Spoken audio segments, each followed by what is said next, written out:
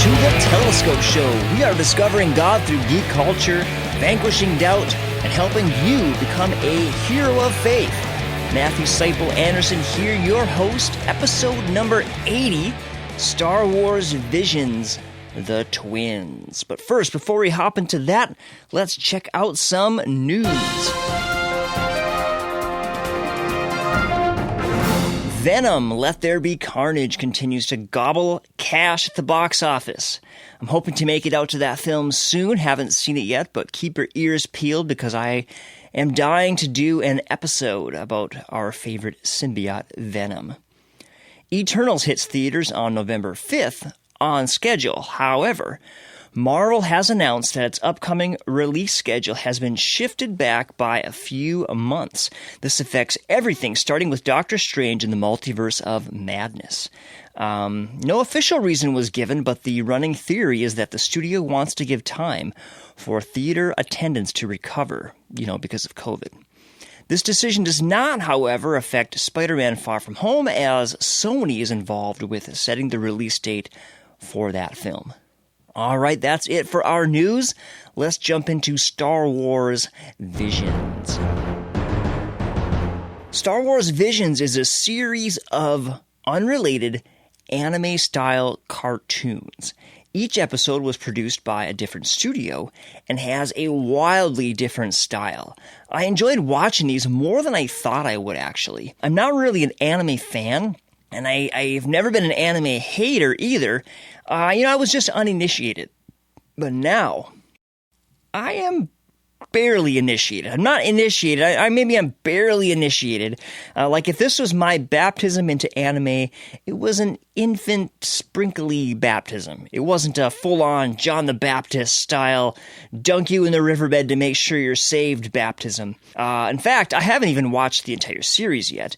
But I did watch some of them, and I've chosen one that jumped out at me to talk about today, and that episode is titled The Twins.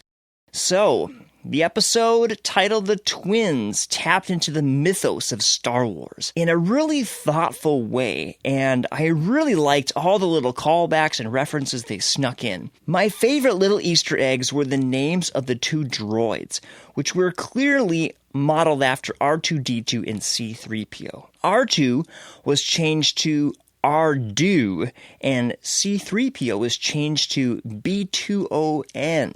The reference to R2 was obvious, R-Do, R2. But it wasn't until later that I realized that B-2-O-N was created by moving each letter and digit of C-3PO back by one. It just cracked me up when I realized it. And these little touches that just make fans smile and feel warm and cozy inside. Now, the show centered around a brother and sister who are both clones, engineered to serve the dark side. The brother, however, turns to the light side and tries to stop his evil sister. And in true Star Wars fashion, he sees the good in her and attempts to save her from her greedy malevolence. In the end, he saves his sister's life but does not bring her over to the light. If you're used to watching Clone Wars or The Bad Batch, these are totally different. Those other shows are simply animated Star Wars. These are a highly stylized and fantastical version of Star Wars. For example, these characters can stand on the outside of a Star Destroyer, have a lightsaber duel, and have a full-on conversation.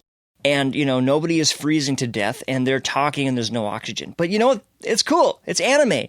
There's no connection to reality. Everything is meant to reveal the emotion of the moment. And as the emotions get bigger, the action becomes crazier and even less realistic. At one point, Karre, the brother, rides on the nose of an X-Wing towards Am, his sister, and cuts the Star Destroyer in half with his lightsaber, which just seems to grow longer and bigger as he yells louder. And hands down is my favorite moment. Dude is literally surfing on a spaceship with a lightsaber, yelling in space. It was awesome. So good. They do battle, and there's this critical exchange. Their lightsabers are locked, and they're just having this, intense moment. And Am says, if this crystal is destroyed, our entire life's mission will be lost. And she's referring to this A huge kyber crystal which is used to power a planet-destroying weapon. Of course it is. So, if this crystal is destroyed, our entire life's mission will be lost. No, it isn't true. How so? Don't live for someone else. As long as you're alive, then you are free. And you're free to choose your own destiny. This is the pivotal moment of the show. Will Am follow her brother Karre by choosing her own destiny? Or will she continue to be a pawn of the dark side? And if you're like me, you were totally rooting for Am to give up her dark purpose and embrace the freedom of the light side. But why? Why is that? And as a person of faith, I think for me, I see freedom as sacred.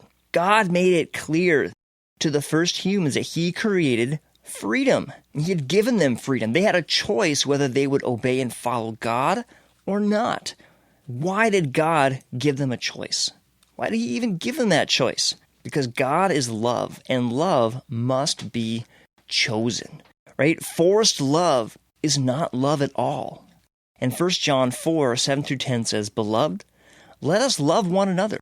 For God, 1 John 4, 7-10 says, Beloved, let us love one another, for love is from God.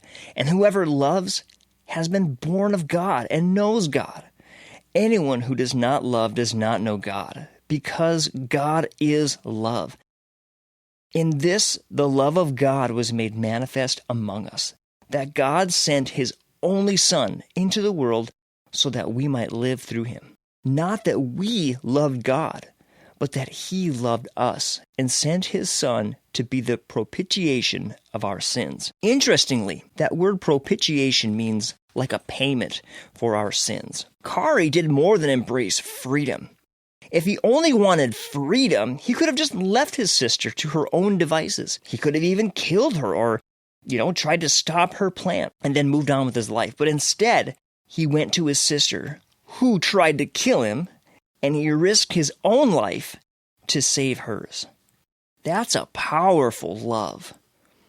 I think the writers of this show think they value freedom because, that's what the script says. But I think there's a love here that goes way beyond freedom and rights. This deeper love is at the heart of the Christian faith. And maybe you're listening today and you're wondering, does God really love me? And I want to say, God does love you. The proof of that is found in Jesus and in the sacrifice he made, just like it says in 1 John 4, 7-10. God knows the state of your heart today. Maybe you hate God right now. Maybe you would try to whack God's head off with a lightsaber if you had the opportunity to meet him. But despite all that, God sent his Son to die for you with the hope that you would see his love and that you would respond with love of your own. And I hope that encourages you today. I hope that it gives you pause and makes you think. Open up your heart to the possibility that God does love you. And there we go. Once again, we have discovered God through geek culture. I'm going to sign off. Thank you so much for listening. Please subscribe to the podcast. Leave us a nice review on Apple Podcasts or other places that really helps the show. And send a friend who needs this message a link, because by sharing an encouraging message with someone, you can be a hero of faith. All right, take care. God bless. Bye-bye.